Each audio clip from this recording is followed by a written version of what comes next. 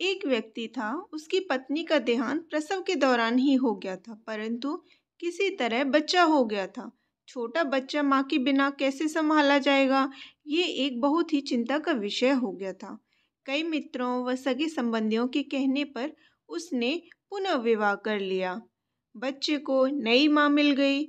नई माँ बच्चे की सार संभाल करने लगी। बच्चे को भी लगा जैसे कि उसकी माँ फिर से मिल गई है। कुछ ही वर्षों में उस युवती को भी एक पुत्र हुआ और उसका ध्यान अपने नए बच्चे पर रहने लगा। धीरे धीरे उसकी दृष्टि में दोष आने लगा और वो पक्षपात से ग्रसित हो गई।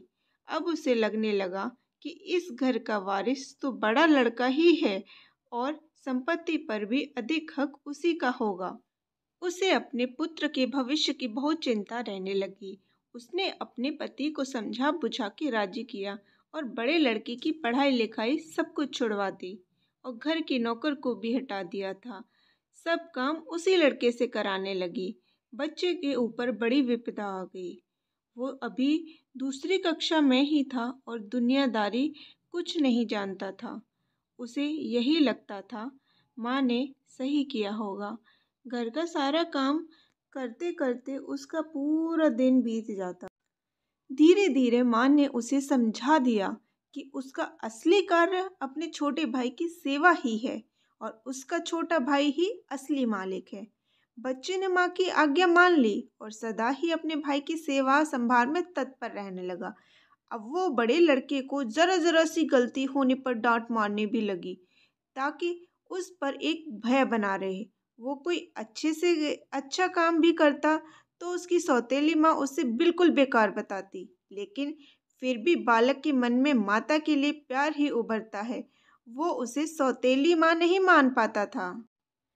उस औरत ने घर के पूजा पाठ का जिम्मा भी उसी बच्चे को दे रखा था, अतः उस बालक की बुद्धि धीरे धीरे आध्यात्मिक होने लगी थी।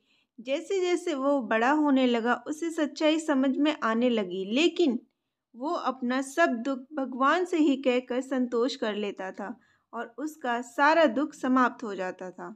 पिता से वो बहुत प्रीति करता था और जानता था कि पिता उसकी स्थिति से बहुत दुखित रहेंगे, लेकिन वो उनसे हमेशा माँ की बड़ाई ही करता था। पिता का होना ही उसके लिए बहुत था, परंतु उसके पिता भी एक बीमारी में चल बसे और वो बिल्कुल अकेला हो गया। बस भगवान ही उसके रह गए। समय बीतने लगा और दोनों बच्चे बड़े हो गए। अब घर का सारा अधिकार सौतेली माँ के हाथ में था। योजना के अनुसार बड़े बच्चे की शादी उस औरत ने बहुत ही गरीब घर में वह अनपढ़ औरत से करी तथा अपने पुत्र की बहुत बड़े घर में वो पढ़ी लिखी युवती से करी। उसने बड़े लड़के को नौकरों वाले घर में से एक घर दे दिया और उसकी पत्नी को भी बता दिया कि उसका असली कार्य मालकिन यानी छोटी बहू की सेवा करना ही है।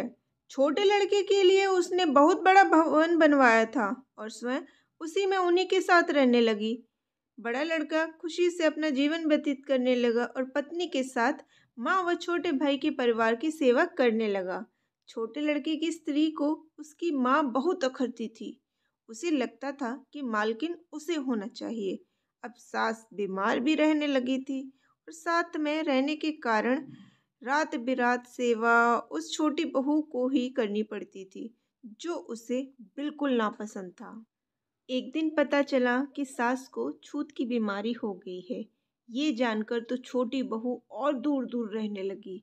उसकी आंखों में सांस खटकने लगी।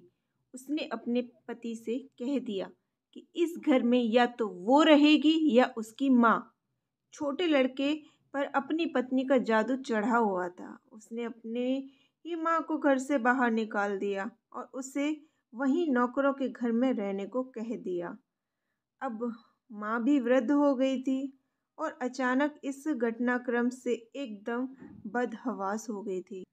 उसे अपने जीवन भर की पूंजी व्यर्थ जाती दिखी। वो तो अपने इस बेटे के ऊपर पूरी निर्भर थी। उसने सपने में भी ऐसा नहीं सोचा था। उसे लगने लगा कि अब उसकी सेवा कौन करेगा। उसने आत्महत्या करने का निर्णय लिया और गंगा जी में डूबने चल दी। बड़ा लड़का कहीं बाहर गया था और उसे कुछ पता नहीं था। वो एक घाट से गुजर रहा था। शोर सुना तो देखा कोई नदी में डूब रहा है। उसने भी छलांग लगा दी और जब बचा के लाया तो देखा कि ये तो उसकी सौतेली माँ है। जब सारी बात पता चली उसे तो वो बहुत दुखित हुआ और उसने अपनी पत्नी व माँ के साथ घर त्याग दिया। वह दूसरे गांव में रहने लगा। उसने अपने पत्नी के साथ माँ की बहुत सेवा करी और वो ठीक हो गई। वो लोग अच्छे से जीवन बसर करने लगे। एक दिन उसकी माँ से बड़ी बहू ने पूछा, माँ मुझे कुछ शिक्षा दें। तो सास की आंखों में आंसू भर आए। उसने मात्र इतना कहा कि बेटी, तुम्हारा पति तो भगवान के समान है, शिक्षा तुम्हें उससे ही लेनी चाहिए। मैं तो इतना ही कहूँगी कि किसी को भी पराया नहीं समझना चाहिए और जीवन में किसी के साथ इतना बुरा मत करना कि जब वो तुम्हारे साथ फिर भी भलाई करे तो तुम्हारी आत्मा को गवारा ना हो। तो दोस्तों, इस कहानी से हमको क्या सीख मिलती है, एक बार कमेंट में ज़रूर बताइएगा।